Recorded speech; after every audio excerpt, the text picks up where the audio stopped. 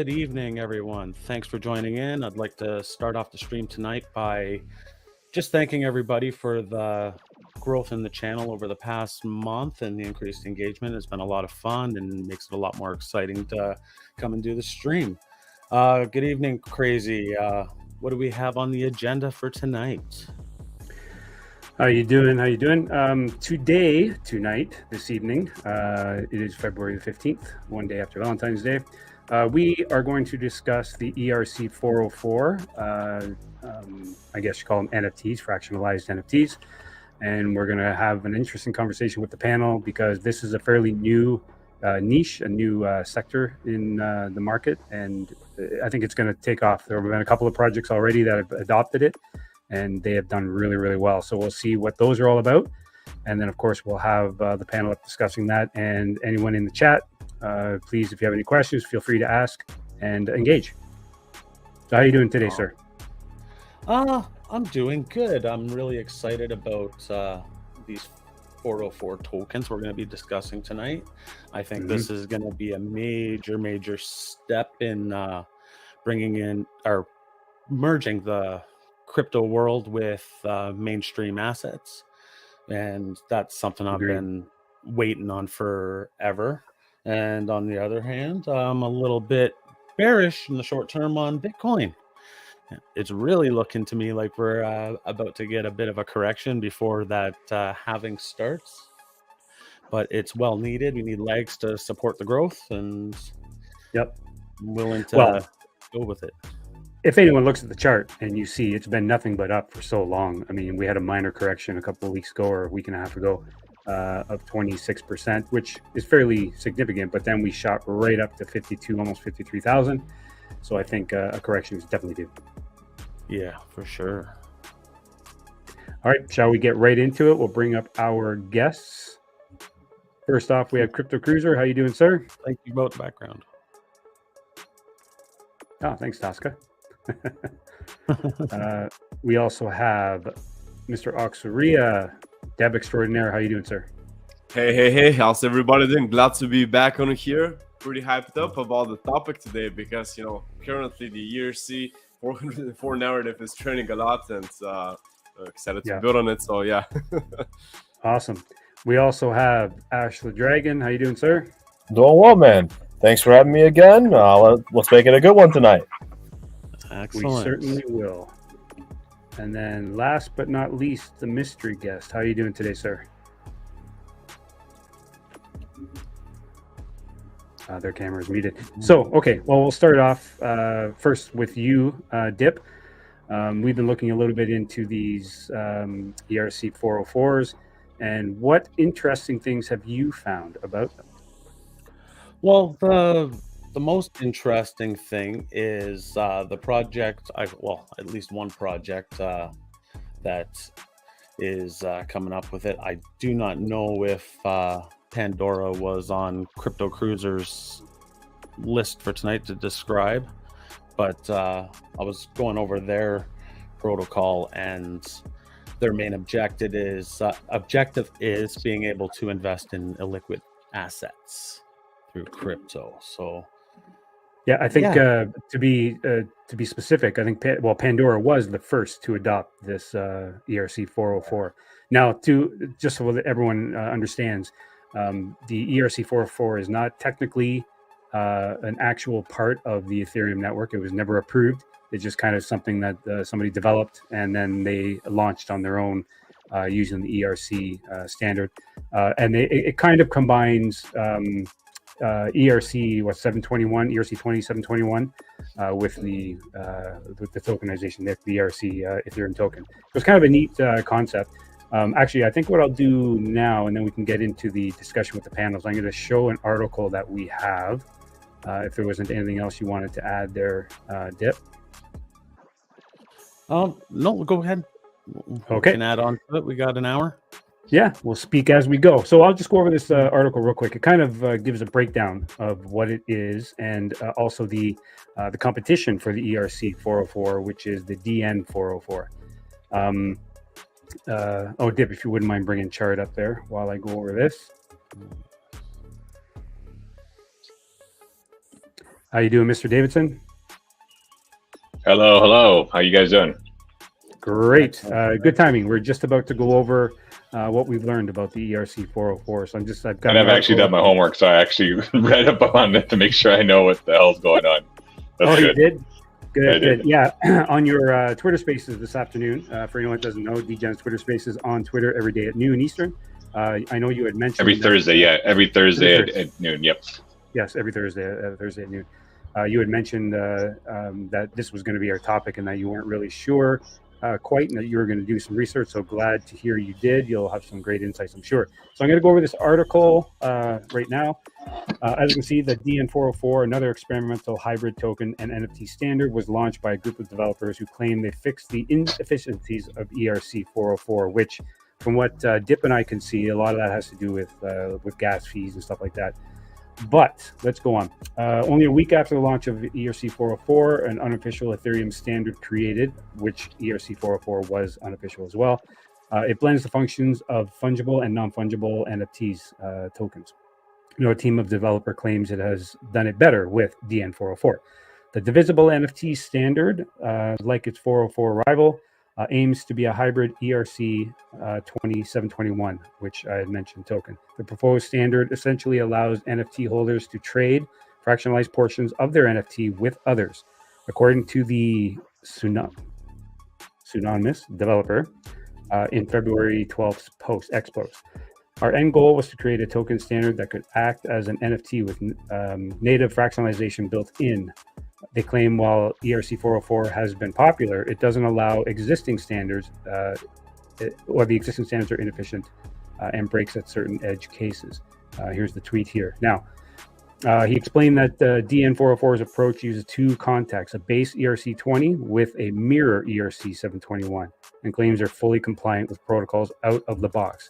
So, it's kind of important that without having to fix things later or that kind of thing, they made sure that they were able to basically work well with Ethereum and fully compliant right out of the box, as it says here.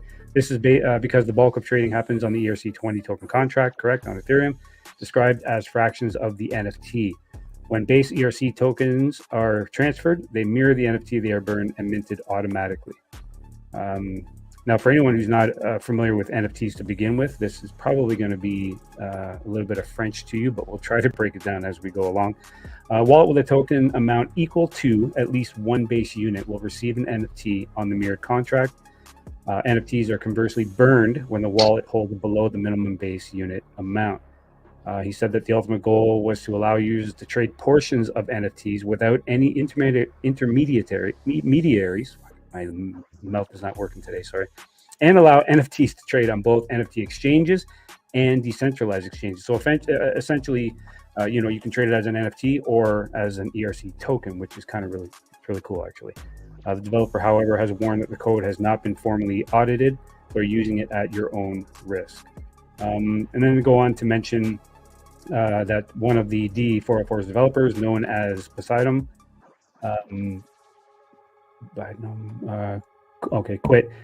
pseudonym Quit, claimed that there was a possible ERC 404 vulnerability, which could see ERC 404 token holders steal NFTs deposited into lending protocols incorrectly. Wow. Incorrectly configured for ERC 404.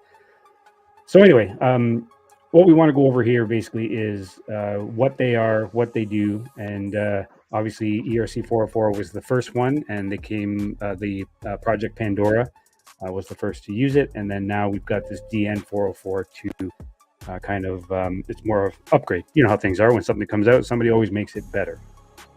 Yeah, so that's the article.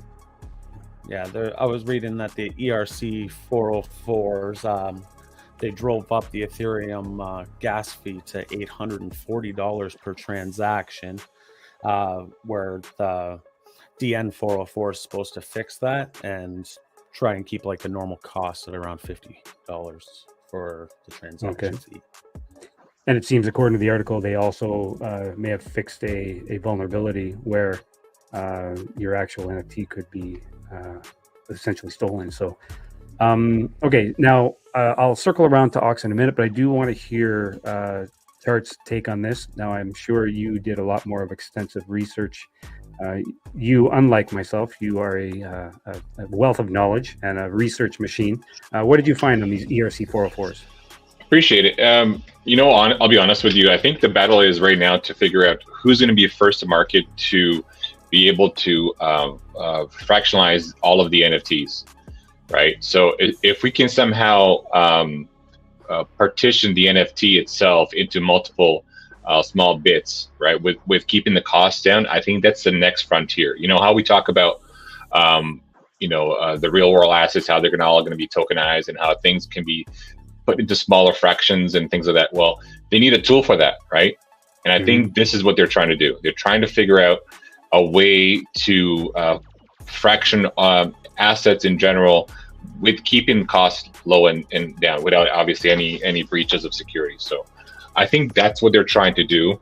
I don't know what the end result is going to look like, but paying, like, what did you say, $820 per transaction is not the way to go. And I think they have a long way to go before people understand that there's a lot of value to it, because what are the transactions now? Whenever ETH goes up, GUI goes up, transaction fees go up, there's a massive bottleneck. How do you get away from that? So they have a long road ahead, I think.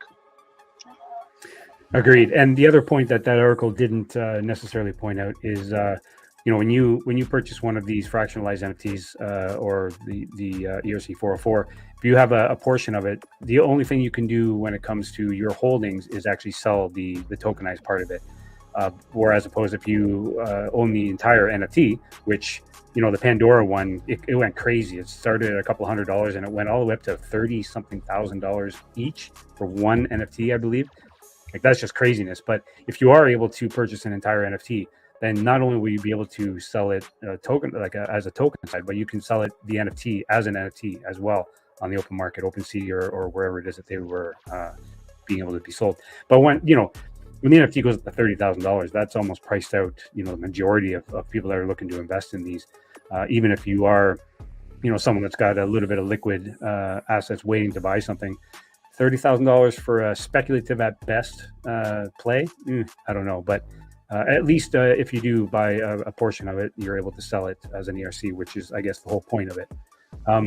Now, Ox, I know you also have been doing a little bit of research on it, and you're actually going to be integrating it into your own project. But what do you find interesting about ERC 404s?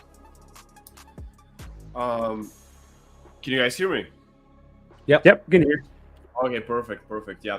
Now, I did want to say, because I saw Juan in the chat mentioning how his two contracts concretely going to be more efficient than one. Personally, I don't know that yet. Like, that's for the DN 404. For the ERC 404, it's a one contract, essentially merging the two standards, and with DN 404, it's two separate contracts, right? So we don't know right now which one is going to be more efficient. I already have been testing on testnet with ERC 404. Haven't looked yet that much into DN 404, but I am yet to look into it. Now, a major, I do believe that, as previously said, it's essentially going to be very good to fractionalize things, fractionalize assets. That's going to be super solid. I believe that's the way we should be moving forward in general. Digitize assets and be able to fractionalize them. This is a really good step forward. Now, in general, I do want to see this being secured, because usually when new standards like this come up, when they appear, there is a huge potential vulnerabilities, and that's why I'm testing with it right now to see what can be done with it, in general. I've been speaking about it with Apron as well from Crypto Prim, and I'm yet to get back to him as well to discuss more on the topic. But I believe in general, as long as this is secured, I think it's a pretty big step forward, for NFTs in general, but for digitizing assets. You can apply this in many different ways to projects. reach a broader audience in a sense as well, because like you can fractionalize your NFTs or your assets in general. So I think it's super solid. Yeah, I'll agree with you there, especially on one point about basically, there's so many opportunities and so many different things that can come from this. That's one of the reasons why I love this space so much. You're always find like new tech, new innovations are always coming out. Things you never would have thought of before are being, invented and come out of the woodwork. And then things that have already been, that are crypto relevant and crypto exclusive. There are a lot of smart people out there that are coming out with ways to even improve those. So yeah, ERC 404 it's in the infancy stage, as Juan asked there. There's still a lot of question marks about it, and obviously there's going to be issues that come up and different fixes and stuff like that, but eventually the end product is going to be amazing, and I'm sure the utility of these is going to go far beyond just pixelated NFTs. I'm sure it's going to incorporate into every other type aspects of the crypto space. Oh yeah, for sure. And actually, what I wanted to say, because you did mention that we're going to be applying this, I'm going to be applying this on Bulls Tower, on the Bulls Vision ecosystem. Actually, we're also gonna get it audited, and this is super important with these new types, as I said before, because they're not as tested. There is vulnerabilities.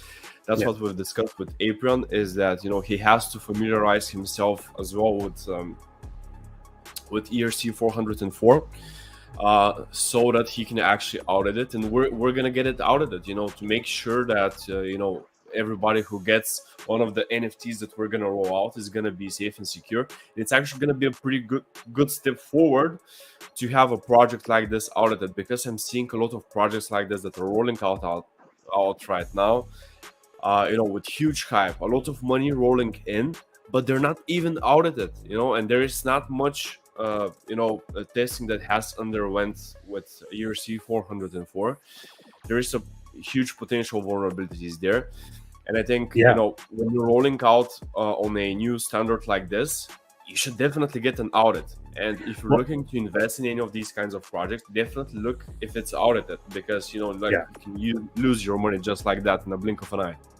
100%. And I think also this kind of caught a lot of devs and stuff with their pants down, because it launched kind of quickly out of nowhere, and then now next thing you know, it's becoming really, really popular. Everyone's got to scramble to try to figure it out and make it safe and come up with their own version or whatever of it. Which I find is kind of cool. That's what I love about innovation. Let's see, we have, I'd like to say hello to everyone in the chat. Yusuf, thanks for coming by. Tosca, I know I said hi to you. Crypto Andy, nice to see you. Glad to have you in the chat. How are you doing this evening? Okay, so Ashla, I know you don't know a heck of a lot about ERC 404s, just like any of us, but I think you know even less. Not something you would research, but from what you're hearing and from what you've seen of them, how do you like them? What do you think of them? I mean, look, again, I'll just be honest. I'm not a liar. I haven't researched much into this at all. What I will say is any utility that could improve the space overall has my blessing, Like anything that can make our lives easier in any solitary way, shape, or form should be helpful to us. So really, I don't know a lot about this topic, so I'm not commenting any further on this specifically. But the better things can be for all of us in the space, I'm happier for it. Innovation is always a good thing. That's right. That is true. That is 1,000% true. As is Glenn's beard. But then again, that's never going away. He does have an amazing beard, doesn't he? The foxtail. That's right. Oh, Growing by the out white nicely. way, Crypto Andy, I see you in here. Top G, how are you, brother? Hope you're doing well. And Yusuf, good to see you in here. Yeah, that's about it for me. Okay, anybody have anything else to add on these ERC 404s before we continue? Anything else that you saw when you did your research, Chart? Just the direct utility we're going to get from this, right? Because as we move forward, as we're trying to break down assets in general and put them on blockchain, we need to attract more investors in some way, shape, or form. And I think this is one way to do it. And if this is a secure method, like if you buy an NFT that represents, say, a full share of one real estate dwelling, and then that NFT gets to be fractionalized into, say, 50 tokens, right? Then these investors can buy tokens that represent one full share of that real estate.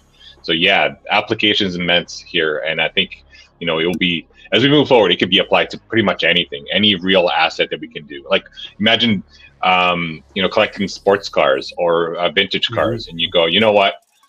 I really want a high price tag on this, but I don't think a lot of people are going to pay it. So how about I NFT it and then break it down to, say, 10 pieces, and each 10 piece is worth, I don't know, it's in $10,000. All of a sudden now it's more attractive, So yeah, That's, many options for that. Yeah, that's a great analogy, because actually I was mentioning this to my son last night, and for those that don't know, I have a 16-year-old son, and he is sometimes smarter than he should be. But I mentioned to him, I was doing a little bit of research on it, and he right away he came up with the analogy. He said, kind of like when you have Pokemon cards, Dad, because there's always that one ultimate Pokemon. I don't know anything much about Pokemon, but you can collect, different Pokemon cards, and each of them can add up to build this one, big, powerful Pokemon. And I said, yeah, kind of. I mean, kind of. That Pokemon could be the ultimate, the whole NFT, but all these cards that you can collect are fractions of that. So it's kind of neat. Yeah, you're right. The chart, it can be, real estate's a great example as to how this tech could be used. Obviously, a long way to go before it gets to that point. There's a lot of things that have to be, fixed or updated, but the idea is there. And you're right. It's like I said before, one of the reasons why I love this space. Innovation is always happening. Yeah, I see this as the gateway to the future of real estate and stock market and everything else when it comes to the integration between the two investment areas. Especially with inflation and the prices of housing and everything, like it give the opportunity to do fractional ownership of a property or that actual physical on-chain recording of asset ownership in the stock market. It's really, really exciting to me. I agree. Something really interesting about this, I wanted to add, is let's say you're starting a real world company, but you want to bring it on chain as well. And let's say you want to kickstart, like your company to fundraise it in the beginning, to kickstart it by offering bonds, right? And let's say these bonds can be exactly ERC 404, and you can fractionalize them. Let's say, just like for real estate, where it was mentioned earlier, you can fractionalize, like, let's say 100 tokens for one bond, right?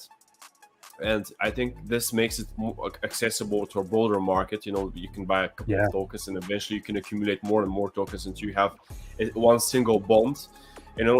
Real world companies can apply this, for fundraising, with bonds essentially. You can hold bonds for that company, and they can do profit distribution to all bond holders. And if you have just a couple of tokens from that bond, let's say, you're still going to be receiving the profit share of all the holders. Yep, that's another good analogy. Yeah, the innovation is endless. I mean, we could sit here and talk for hours on all the different things that this could be used for, but the fact that it's actually out there now and it will only get better is super, super exciting.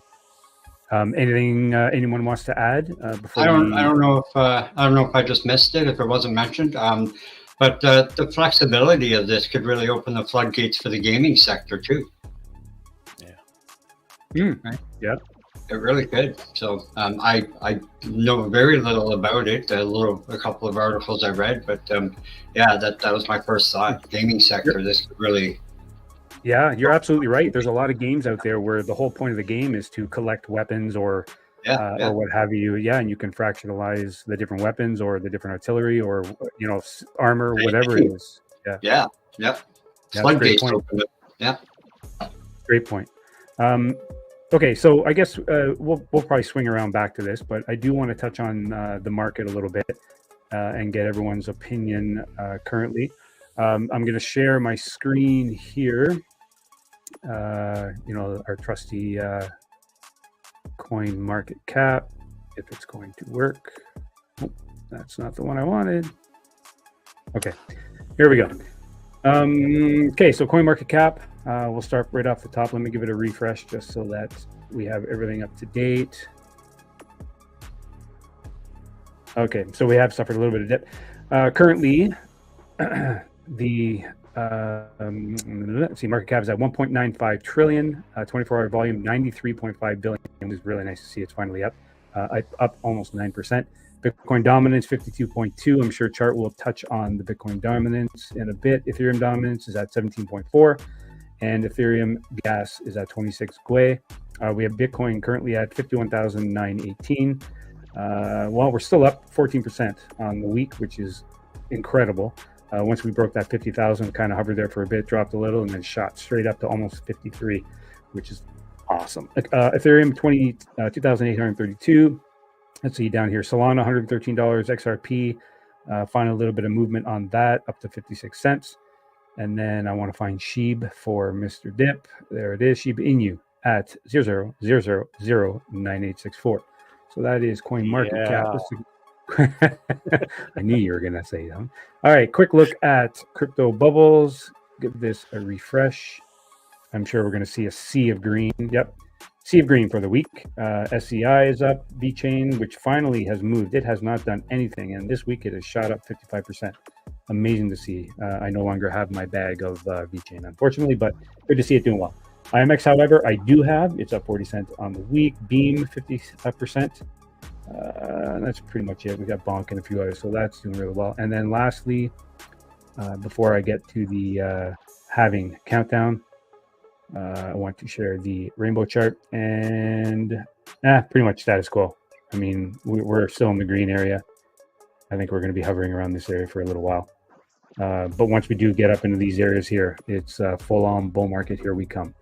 Okay, the Bitcoin halving countdown, I believe, refresh 60 days, 2 hours. So April 16th is the estimated date for the Bitcoin halving. All right, that's it for that. Let's get everyone's opinions on the market. And as always, I want to start with Chart. What are you seeing, sir? First of all, it's kind of interesting. We have like 60 days. That can actually change really quickly, right? Because, you know, the more transactions and more hash power goes up, the faster those that block sequence will come towards us, right? And so it's based on which block it would actually start the halving process, right? So if we continually expedite the transactions and we exponentially move them forward, like there's a good chance we might be halving in March, right? Yes. So keep an eye on that. It's very interesting how it's very fluid in that sense. You know, let's see what happens. It's been hovering anywhere between like 2 weeks ago when we were on, it said that it was going to happen at the last week of March. I believe it was March 27th or something like that. Right. And then it goes all the way to near the end of April. So that 30 days. Yeah, that's right. Yeah, it can jump anywhere, right? And especially if there's a little mini run here coming up. I mean, I'm looking at the Bitcoin dominance chart, and it feels like it's going to pop at some point. I kind of hope, because alts will suffer.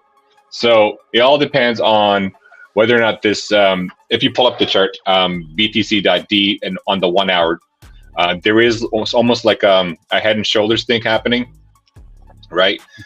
Where it's kind of at a resistance at 54.25%, and then now it's sitting at a nice EMA at 53.63, with the MACD and the RSI fully reset on the 1 hour. So, you know, I want to say, you know, good things are happening for alts, but it all depends on whether or not this move is super strong. If it is, it's going to crush alts in a way that, you know, everyone's going to be moving towards Bitcoin to maximize their profits. So like you'll see an influx of money moving from alts completely into Bitcoin, and then you'll have a run, you know, wherever we see it on the chart. But for the dominance itself, you know, if we do have this breakthrough, unfortunately, it's going to take a little while to get down. The first resistance is at 60%.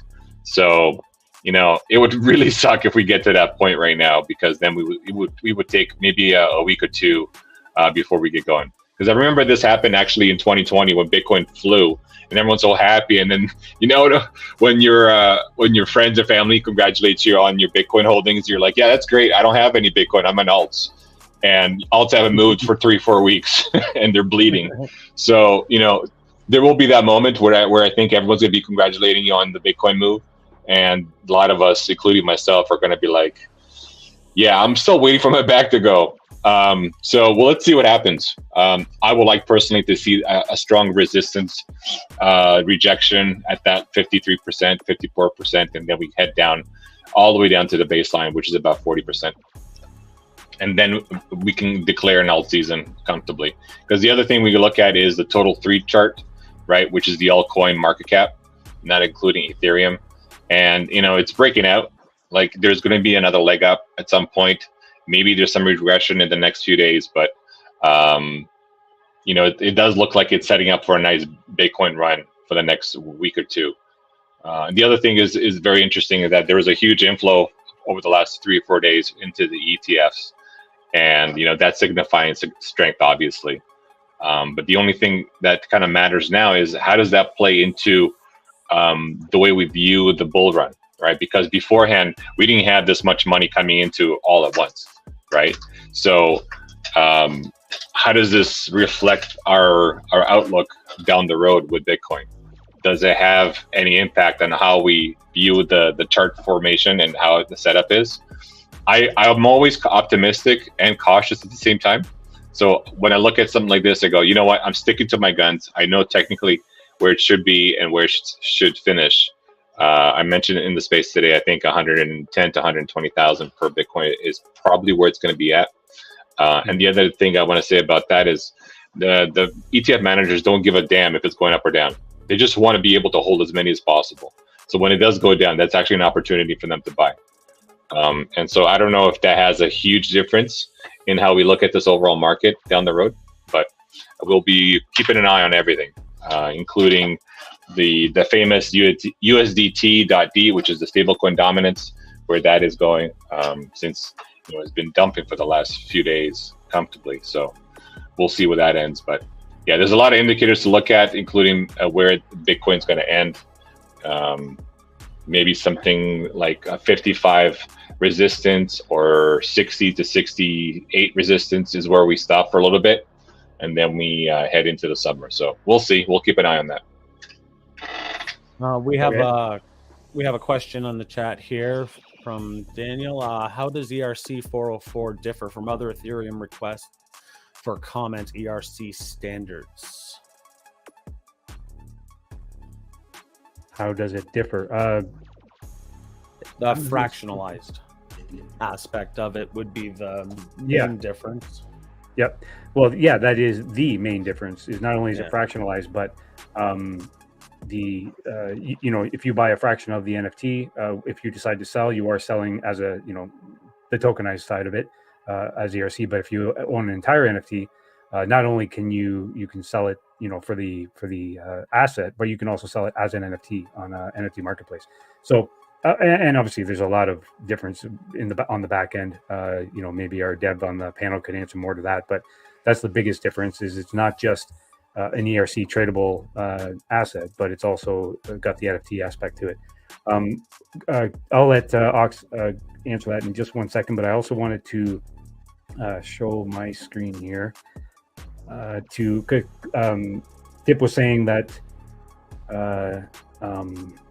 that he feels that with the pump that we've had, which I share his sentiment, that we're probably due for a bit of a dip. And one thing I wanted to show, I just have the basic TA lines here and trend lines, and we do have an ascending broadening wedge, which I've been following for quite some time, and we did touch the very top of it. I don't know if you can see that very well on. Let me see if I can make this a little bigger on the screen, but we did touch the very, very top. So I mean, yeah, we can touch this a couple of times and break through. We had a fake out here to the upside and a fake out here to the downside. That may happen again, or we may just reject and could possibly come all the way back down to the bottom of this broadening wedge, which would be anywhere between 42 and 46,000. Not saying that that's going to happen, the way Bitcoin has been, especially with the ETFs. That throw out traditional TA out the window sometimes when it comes to the way Bitcoin's moving right now. But as I have said, I believe since January, the very, very beginning of January, that is when this bull trend, bull market, if you will, started. So who knows? It could just keep going up. But Dip, you and I are both in the same belief that we may have a bit of a correction here. You are feeling it in your gut, and some of the charts are agreeing with you. Yeah, I'm sniffing at around the 44 range, where That would be the bottom of that broadening wedge. Yeah. Yeah. Yep. Okay. That question that we had, Chard, I'm not sure, or Ox, either one of you want to maybe expand on that one? Here's the question here. How does ERC 404 differ from Ethereum request ERC standards? We kind of answered it, but if you guys have anything else to add? No, I think it's just specific to the fractalization of assets, right? So they want to be able to take an NFT and be able to put it into separate tokens. They're all tied to the entity of the entity. So as far as I know, this is probably what they're trying to do. And yeah, it makes sense to do that because the need is there, right? They just need a standard that will make things more secure and safe and on the blockchain. Perfect. Hopefully that answered your question, Daniel. Okay, so Mr. Cruiser, you have a kind of a special Smash or Pass token that you want to go over.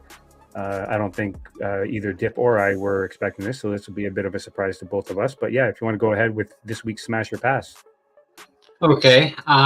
Some people may or may not be familiar with the Inspect platform that you see on X, or myself being old school, still call it Twitter. Trying to get out of that habit. I think everyone calls it Twitter. Yeah, I think so. But Inspect it's been around for a couple of years. Early 2021, I believe, it was when it was launched, and it's a layer 2 infrastructure that's built. Not necessarily specifically, I don't believe, but it's certainly turned out this way, built for X or Twitter, to turn it into a Web3 platform, more or less. When you connect your Twitter account, Inspect allows you to see advanced analytics like project information, price feeds, social engagement on specific developers, project managers, anything really surrounding any project really that you want to see, whether it's a cryptocurrency or an NFT specifically, or a whole collection, and you can get this information directly from your Twitter feed now when you connect it to your Inspect account. It also acts as in a familiar fashion when you use it as an extension on Google Chrome or Microsoft Edge, because it does offer those options as well. It's kind of, I won't say changing how we look at things on X, but it's certainly adding to it. Maybe it is changing it. And like I said, it's been around since 2021, and its users are in the tens of thousands of people right now. But the Inspect token, or the INSP token, was just launched this past December 6th, I think. And of course, it's a native token within the ecosystem, and it's now used for the usual governance and processing transaction fees, staking for rewards. But you can also use it for payment for subscriptions, ads, API feeds, that sort of thing. And there's even rumblings about X adopting the INSP token as its payment mechanism. But it's not the first I've heard of something like that, so who knows if there's any truth to it. So it's definitely not new, but it's certainly, with its latest development of the token, kind of taken a turn around the corner. And speaking of tokens, we'll get into the tokenomics real quickly here. It ranks at number 627 with a market cap of 37.5 million. It's got a total supply of 1 billion tokens, 161 million in circulation. Currently, the all-time low, of course, was at launch 15 cents. It shot up almost instantly, doubled to its all-time high of 36 cents, and is currently trading around 23 cents. So it is in the infancy stages of this token, but there seems to be a lot of promise for this this project. But of course, do your own research. There's lots of videos out there on the token, since it is fairly new, and the Inspect platform. I checked it out myself actually yesterday, and it's pretty kick-ass what it can do. Sweet. Sounds pretty cool. Smashing that thing. Nice. Mr. Dip. Yeah.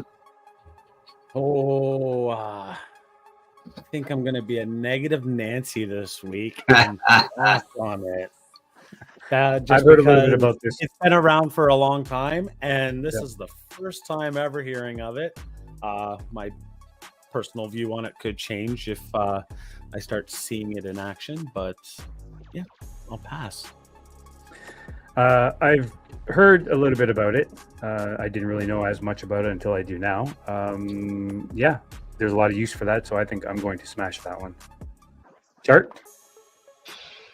I'll smash it too. And, you know, it's funny you say that it might be integrated into X. You know, everyone says that. Every bag holder will ever say that their token is going to be integrated into X. Now, having said that, I actually used Inspect about a year ago. It's actually a very useful tool because, you know, people that connect Inspect will also connect to Twitter or X, and you can see a lot of data associated with it. So you can kind of group people together based on their PFPs and likeness and things like that. And if they're using their token to integrate into like APIs, like you said, or anything like that, yeah, there's value to it, right? People obviously will try to speculate on it and try to play it this way. So yeah, there's value to it. I would definitely smash it. Very good. Glenn, now you heard some information about it. Do you change your vote? No. No. Okay. Ashla, what about you? My opinion is largely the same as Glenn's for all the reasons he stated, but I'll also add to kind of like what Chart said. Any token that says they're getting integrated into X. Let's run down the logic here. How many people say, "Oh, X is coming. X is going to integrate us. We're sending to this guy," right? But how often does it actually happen? It really doesn't happen often at all. And the odds, like what are the odds, statistically speaking, that X or any platform of relevance integrates that damn thing? Not high. Like Glenn said also, my opinion could also very well change. But as of now, I will, for now, pass. Okay. Oxria, how about yourself? In general, I believe that the team behind it has value to offer. I understand the idea of it. You know, I definitely believe, same as Chart, that there is value there. And as far as there is value there, I'll smash. Okay. Very good. Thank you. I'll just add to Ashla's comment there about what are the odds that it gets integrated. I say 1 in 6 billion, and that one is Elon Musk. If he gets a hold of it, well, then we know what's going to happen. And that's true. But Musk is one man, and that's what I said, 1 in 6 billion. Yeah, millions of bloody users. And the only thing I'd be smashing is Oxarea, but that's by the by. Totally besides the point. And Ox. Okay, we have another question from. I'm gonna pass, Ashley. How does ERC 404 impact Ethereum scalability, security, or usability? I don't have an exact answer for that, but the answer I will give is because it's not officially part of Ethereum's network, I don't think it's going to affect Ethereum scalability or security or usability at all. It's a completely separate entity, but I could be wrong on that. Chart, do you have anything to add to that? I just wanted to add real quickly that it hasn't even been audited yet, so Right. we're yet to see it audited as well. That's very important. Yeah, that's right. Yeah, the audits have to come in first before they figure out if it's secure enough to even use. And if it's secured and gives it a blessing, then we'll go forward from there. But in terms of scalability, ETH has always had scalability issues. They have to use layer 2s to kind of help with onboarding more users, right? Like Matic and others. I think Optimum is as well. And yeah, that's the biggest hurdle for ETH in general, is trying to find the most scalable and least costly method to onboard people and use their products. So like until they can't solve that, it's going to be very, very difficult for any business to even adopt Ethereum as the chain to use for all business. Well, it's not going to happen. I mean, Dip and I both agree that Ethereum is going to be a thing of the past eventually. Other projects are going to learn how to live without Mom, I guess you could say. We'll call Bitcoin Daddy and we'll call Ethereum Mom.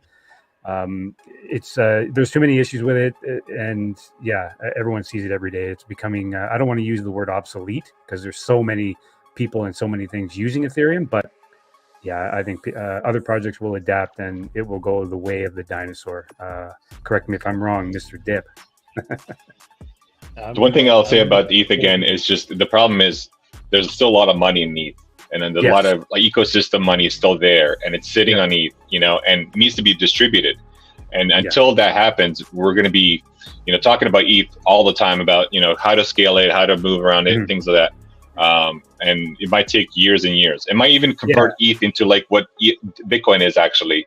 It's just an index, right? So Bitcoin, we have all these like smart contracts and things like that, but it's still not fast enough. It's still not cheap enough. So we can't even decide to use Bitcoin on that scale. ETH is going to be one of those blockchains that's going to have to figure it out. Just going to have to. Solana is way ahead on that. Yeah. I think Solana could expand on this growth since FTX. We can probably see Solana in the $1,000 range in the next bull run. So yeah, I could. We got to look at that. And that may be true. But hold on, Ash. One thing I want to add as well is there are so many other chains on top of Ethereum that do it way better, that will, do a much better job and probably take over. Arbitrum is one, for example. Sorry, Ashley, go ahead. Yeah, sorry about that. I didn't mean to cut you off for half a second there. But what I was saying was ETH is going to have to figure out the chart's point, because their market cap right now, at this moment, is over $340 billion. And crypto, there have been many, many collapses in crypto. Obviously, every single one of us knows that. Everybody watching knows that. But if ETH collapses, what are the odds? Like, honestly, ETH is not collapsing. They'll find a way to adapt, especially since, like was pointed out earlier, Solana could easily, it could hit 2,000 next bull run. Hell, it could even hit 2,500, I think. Although, maybe that's just my being hopeful for Solana, but the point is Solana could absolutely do many X's, and if he doesn't figure out, it won't happen anytime soon. No, for sure. That's not what I was saying. I just mean we're the dinosaurs, and it could take years. If they don't figure it out, they long term, they're 1,000%, done. I don't know. Oh, sorry. Go ahead, Cruiser. I was just saying, I don't think Ethereum will ever collapse, but it could very well be taken over by some of these other projects. It'll end up like Tron. No one really cares about it. It's still there, doing its thing, but no one really gives a shit. Vitalik will be clapping. That's funny. That's pretty funny. Good one. Yeah, if you've never seen Vitalik clap, it's pretty hilarious on its own. Just make sure you go to the bathroom first, because you may just piss your pants. Okay. That's an awesome video. Yeah, it is. Should I go over an update on my LP pools, Dip? I think if you want to go through an update on your LP pools, you should share with everybody, because everyone gets interested. I think LP pools are, like, they are really, really, I don't want to call them safe, but, if you know anything about the cryptos that you're investing in and providing liquidity for, it's a great way to earn. Like, I've been doing really, really well. I know I've showed this one on the stream before. I'm going to show it again now. This is the concentrated one from Radium. So this is so far my position. I don't know if anyone remembers from a few weeks ago. Initially, I had deposited 1550. I have had to adjust my range once because Solana has had quite a run. But as you can see, it's still earning me 133.8% per year. As I said last week, that range is anywhere from around 100, maybe below for a little bit, all the way up to close to 1% a day, close to 360%. This one has been doing really well. I have a little bit to harvest actually today. With the volatility that we've had the last few days, it's been really, really good. As you can see here, now I get asked this question a lot: what happens to my assets if it goes out of range? So I'm going to answer that briefly. I don't know if you can see it on screen, but there's a shaded area from here over to here, and that represents my range, which is 95 US all the way up to 124 US. That's the shaded area. Now current price 113.19, which is the white, and then the green shows the 24-hour range, which I don't believe. So this one shows that it went up 125. I don't think it hit 125 today. There's no way. Anyway, that's obviously wrong. But as long as you're within this shaded area, you're fine. Now, if it goes out of range on the upper end, so let's say it did come all the way up to here, price came up to 125. What would happen up here? You see my deposit ratio. It would convert all of my deposit into USDC. It would appreciate on the way up, the price, so whatever Solana is, but then once I go out of range, it will all be in USDC. Now, people ask me, what do you do when it goes out of range? That depends. I know Solana. I know how the price works. I know, the market, and if I believe that once it's out of range, if I believe it's going to go back down into range, I won't do a thing, because you're not losing anything by just holding it out of range. You literally have this USDC almost like it's in your wallet. It'll just sit there. Now, once it goes back into range, let's say it does go to 125, and I feel that it's going to correct, it's going to come back down to 118, 120. I will keep this range. It will come back into my range and start collecting fees again. All that happens when it goes out of your range is you stop collecting these fees, which, like I said, if you know the market and you know what Solana is going to do, it's not big of a deal, or whatever asset you get into. Now, adversely, if it goes out of range on the lower end, let's say it goes down to 92 or $93 US, it will convert all into Solana. Now, keep in mind that if it does that, like I said, my initial investment, I believe it was 15, maybe 16, something like that. So if it does go below my range, it'll all convert into Solana, and that value will obviously lower because of the price of Solana depreciated. So I could be sitting out of range with a value of, let's say, for argument's sake, 1450. So let's say I'm down 150 or 200 USD based on the price of Solana. Now, what I would do in that case is I would hold. I wouldn't, because as soon as you withdraw those funds, then that impermanent loss becomes permanent loss. Now, it's not really a huge deal, because if it was sitting in your wallet, the Solana that is, the price would be down anyway, the value, not a big deal. But again, if it does drop down and you think it's just a quick dip and that it's going to, like a quick correction, it's going to go back up, don't do a thing. And when it gets back into range, you'll start collecting fees again. So that's just a quick rundown on what to do when you get in and out of range. I know some people have a lot of questions. One important what's that? Yeah, if you go out of your range to the bottom side, you got to eat a worm too. The tequila worm? You got to eat the tequila worm. Okay, so that's radium. Now, for those who are looking to get into liquidity pools and want to get into a platform early, because a lot of times they come out with a native token and they do an airdrop. Camino is perfect for that. They've just started a point system, as you can see here, and you earn more points by being having liquidity in their different sections of their platform. So I'm earning points right now at a rate of 2,398.75 per day.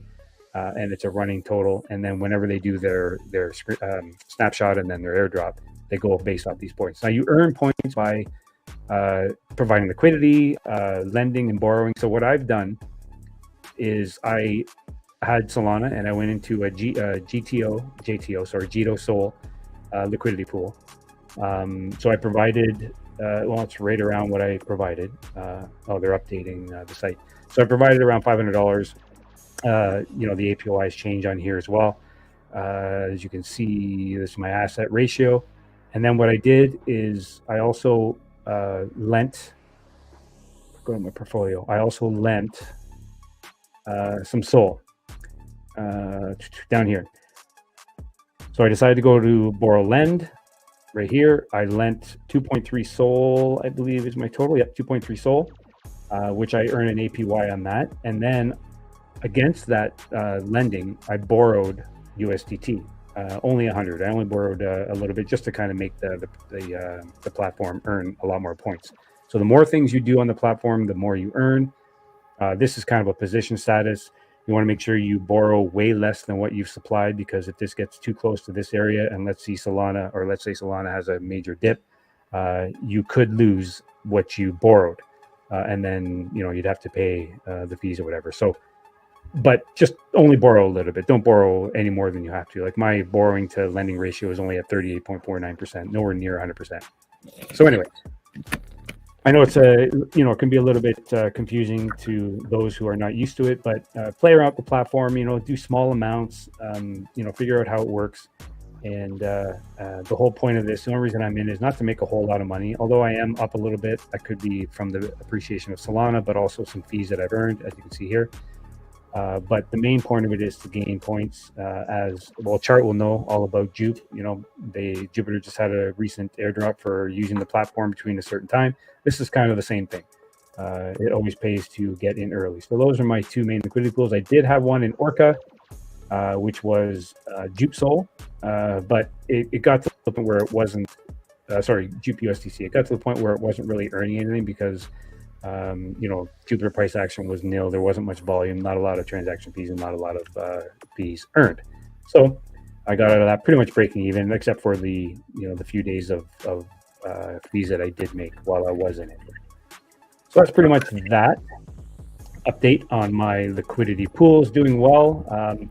It goes without saying that liquidity pools are great during a bull market because token prices appreciate. And there's a lot of volatility and a lot of fees being generated. So obviously you're going to make some pretty good revenue through liquidity pools.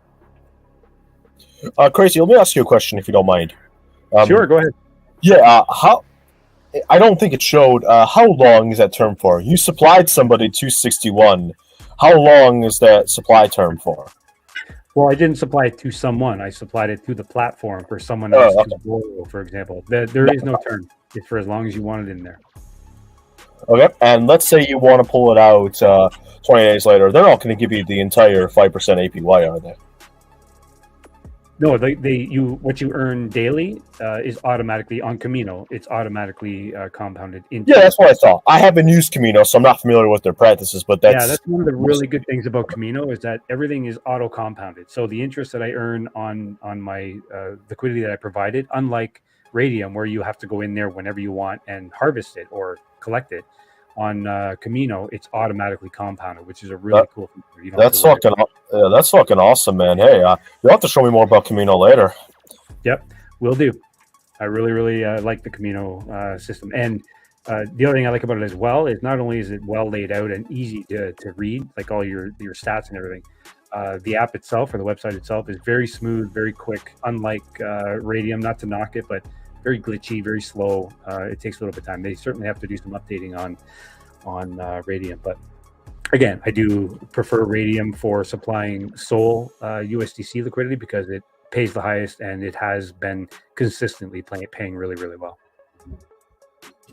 Any questions from the panel on liquidity pools before I check the chat?